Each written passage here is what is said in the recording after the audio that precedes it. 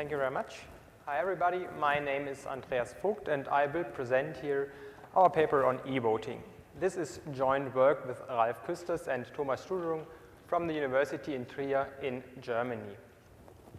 So we are dealing with voting. In general, voting works as follows. We have some kind of voting process, and to that voting process, the voters, in particular our voter Alice here, submit their ballots, and at some point the voting process outputs the result of the election. There are several key properties such a voting process should fulfill. The most basic one is called privacy. That is, an external observer should not be able to distinguish whether Alice voted for candidate 1 or candidate 2. In a voting scheme as we have it here, Alice can in no way be sure that her vote made it into the final tally. Hence, it would be nice if the voter what led to serious problems in the past, as you might know. Hence, it would be nice if Alice gets back some kind of receipt and the voting process outputs some additional data such that the voter can check with her receipt that her vote is indeed included in the final tally. This property is called verifiability. And even better, how often overlooked property is called accountability, which means that I cannot only check whether everything went fine, but also in the case something went wrong, it is possible to more or less precisely state which party misbehaved. This is important as this might be, in some cases, the only incentive to behave correctly. However, if this receipt thing is done naively, it might lead to the following problem. A bad guy with much money or some threatening power might just demand the ballot, the receipt of Alice, and then check whether she did what he wanted her to do, and then either punish her or pay her. Hence, these receipts might lead to vote buying or voter coercion. And this is how one comes to another key property, namely coercion resistance. In a series of papers, we proposed formal definitions for all these key properties of voting systems, both in a symbolic and in the cryptographic setting. These definitions do not provide a black and white world view, but they allow us to effectively measure and quantify the precise level such protocols fulfill. And these definitions are widely applicable, what we demonstrated by applying them to several voting systems, including Civitas, bingo voting, and Scantegrity 2. And this was also the starting point for the present paper. We wanted to analyze the prominent Helios voting system with respect to accountability. And in doing so, we ran into a rather simple attack on verifiability, which we call clash attack. And although this attack is really simple, we discovered that a wide class of protocols is vulnerable to that kind of attack. And this is our first contribution. We want to raise awareness of this rather simple attack of the clash attack, as it's applicable to a wide class of protocols. Among these protocols are several versions of the prominent Helios voting system, at which we took a closer look and proposed fixes for these vulnerable variants, for the vulnerable variants of Helios, and subsequently analyzed different variants of Helios with respect to verifiability and accountability. This is an interesting contribution on its own, as accountability has almost never been studied so far. So let's start with the idea of the clash attack. So in many voting systems that are designed to achieve some kind of verifiability, the voter gets back some encrypted form of her ballot, encrypted using some randomized encryption scheme and the public key of some decryption talliers. And later, the voting process outputs all these encryptions plus the result, plus a proof of correct decryption, some zero-knowledge proof or so. And now the idea of the clash attack is that the voting process somehow manages it to give the same receipt to a second voter, say Betty. And instead of publishing 2 times the same receipt on the bulletin board, the voting process replaces one of these encryptions by an encryption of a different candidate. And in doing so, the result is not correct. However, from the point of view of the voters, everything looks perfectly fine, as they will find their receipt on the bulletin board. Note that this is not just ballot stuffing, that is adding ballots to the bulletin board. This attack even works if one can somehow guarantee that the number of ballots on the bulletin board matches the number of voters, of eligible voters that indeed voted. You see, this attack is rather simple. It is all the more surprising that it's applicable to a wide class of protocols, including the Wombat Voting system, which already has been used in a university election in Israel, and where the authors claim that this scheme is verifiable even if a hacker gets full control of both the software and all the secret keys of the system, which is not true, as the Clash attack shows. And this attack is applicable to the well-known voting schemes of Ron Rivers, Three Ballot and VAV, which is perhaps surprising as they are seemingly as simple as pure paper-based and entirely crypto-free. And the Clash attack is applicable to several variants of Helios, of the Helios voting system, for instance, the version with aliases. Hence, the Clash attack shows that these schemes do not provide any verifiability, even, as I said, even if one can guarantee that only eligible voters vote once, and even if every voter checks the receipt. So Helios is a very prominent voting system, so I shortly like to present you this voting scheme. In Helios, the voter runs the Helios client software in her browser, and it is assumed that the voter has access to a trusted verification tool, some smartphone or so. And then we have a voting server, a public bulletin board where everybody has read access to, and some decryption clerks. It is assumed that the trusted verification tool is honest. All other parties, that is the browser, the voting server, the bulletin board, and the decryption clerks, they can all be dishonest. However, we have to assume that there's a trusted channel between the voter and the bulletin board. Clearly, otherwise, if the voters cannot check what's written on the bulletin board, we cannot have any verifiability at all. But now let's look at how the system works, and we start with the first phase, namely the ballot preparation phase. In the ballot preparation phase, in the first step, the browser encrypts the choice of the voter using some randomized encryption scheme, some randomness R, and the public key K of the decryption clerks. In the second step, the voter is asked for either casting that ballot or for auditing it. If the voter chooses to audit the ballot, the browser is supposed to reveal the used randomness, and the voter can check with the help of the trusted tool whether the browser indeed encrypted the correct candidate. After that, the ballot preparation phase starts over again for that voter, and eventually the voter will cast a ballot.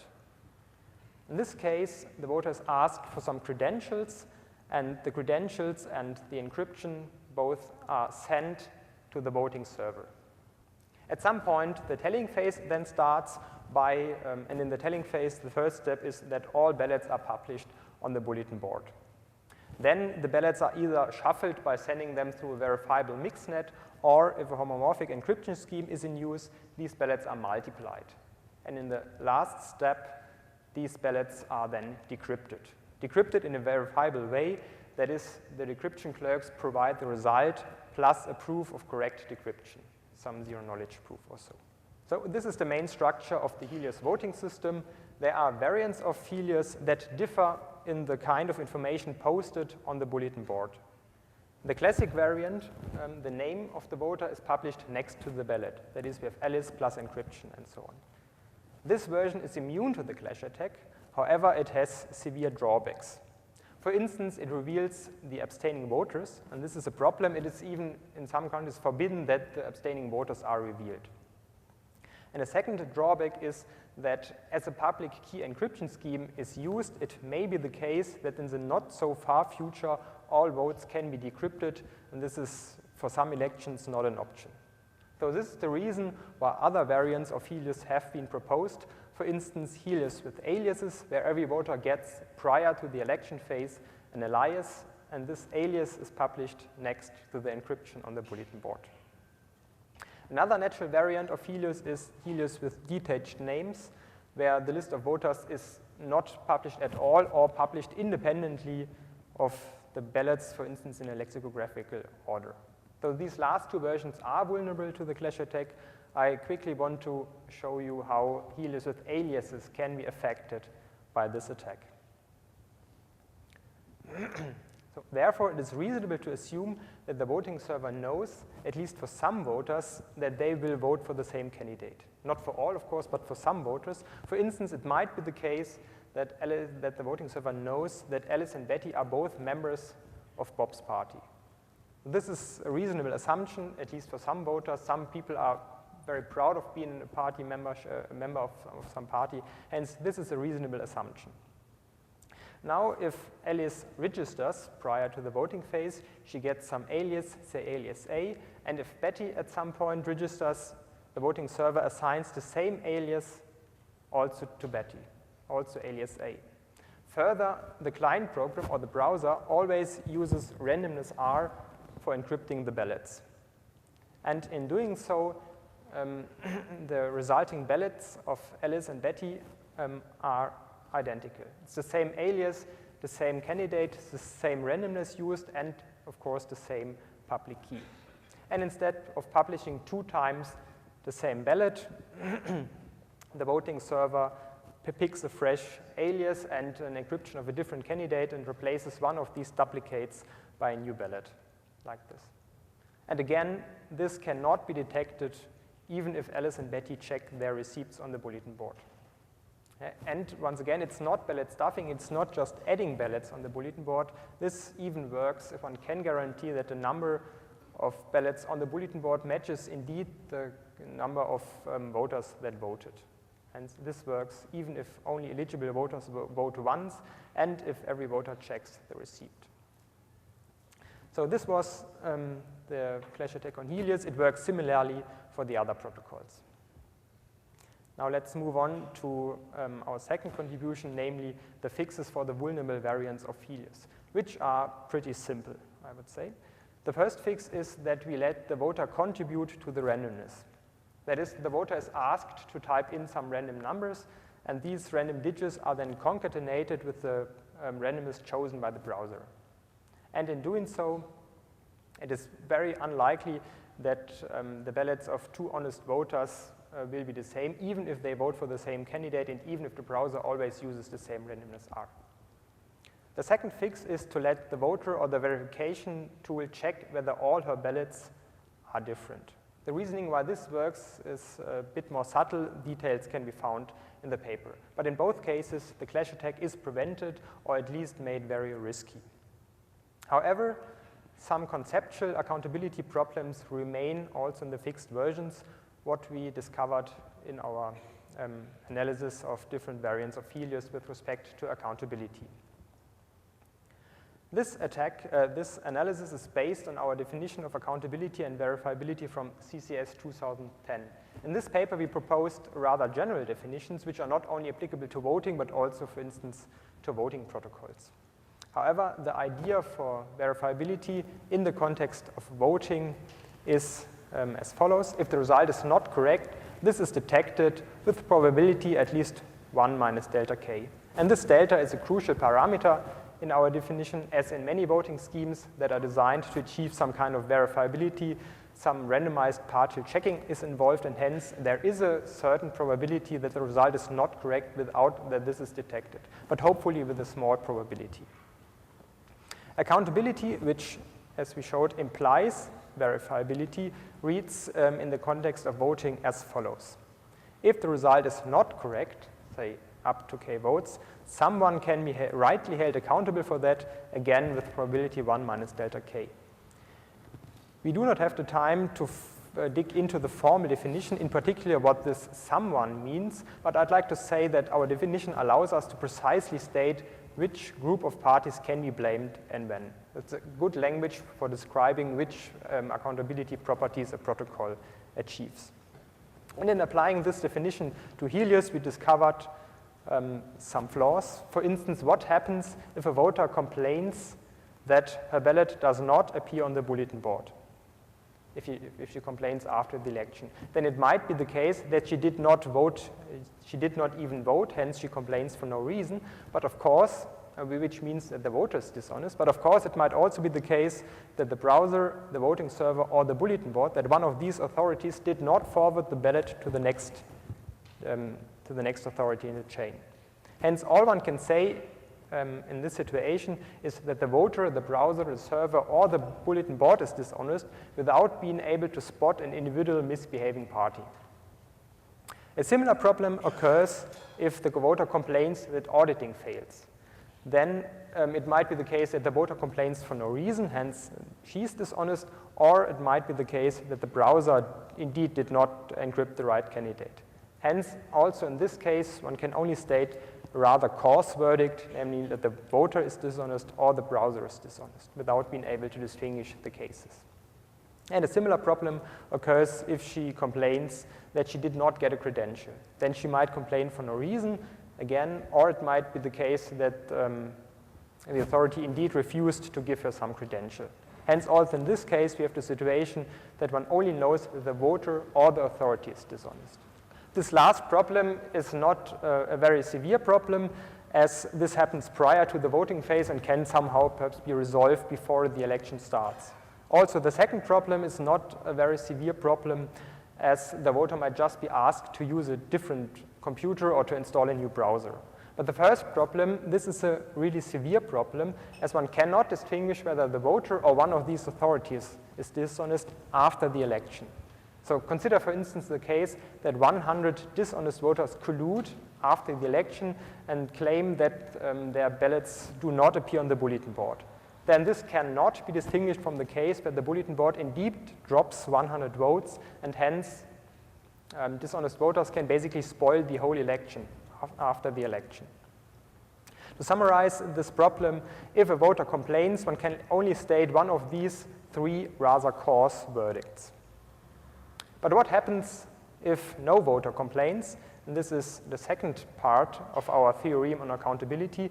If no voter complains and the result is correct, up to k votes, then one exactly knows which of the parties, which of the server, the bulletin board, the authority, or one of the clerks indeed misbehaved. Hence, in this case, if no voter complains and the result is not correct, we have observable individual misbehavior with probability at least 1 minus delta k. And this delta depends on the variant under consideration. Here are the formulas. I do not want to explain, of course, the formulas in details. They depend, these deltas depend on parameters like Q-check, which is the probability, for instance, that an honest voter checks her receipt on the bulletin board. But what I'd like to say is that all these deltas decrease exponentially in k. That is, even for small k, this number is almost 0. Yeah? Let me summarize this theorem. It means that if no voter complains and the result differs from the correct result only with a few votes, then this can not only be detected, but in this case one can even spot an individual misbehaving party. This is a very nice property. However, it only holds if no voter complains. If a voter complains, then one is only able to state rather coarse verdicts by which dishonest voters can basically spoil the whole election. Let me shortly wrap up. We have 3 contributions in the paper. The first one is that we want to raise awareness of a rather simple attack on verifiability, namely the clash attack. Although it's rather simple, this attack is applicable to a wide class of protocols, including used protocols like Wombat Voting or Helios with aliases. Helios is an important and prominent voting system, so we took a closer look and proposed 2 rather simple fixes for the vulnerable variants of Helios, and subsequently analyzed different variants of Helios with respect to verifiability and accountability. And in this analysis, we discovered some severe flaws with respect to accountability. That's all I want to say. Thank you very much.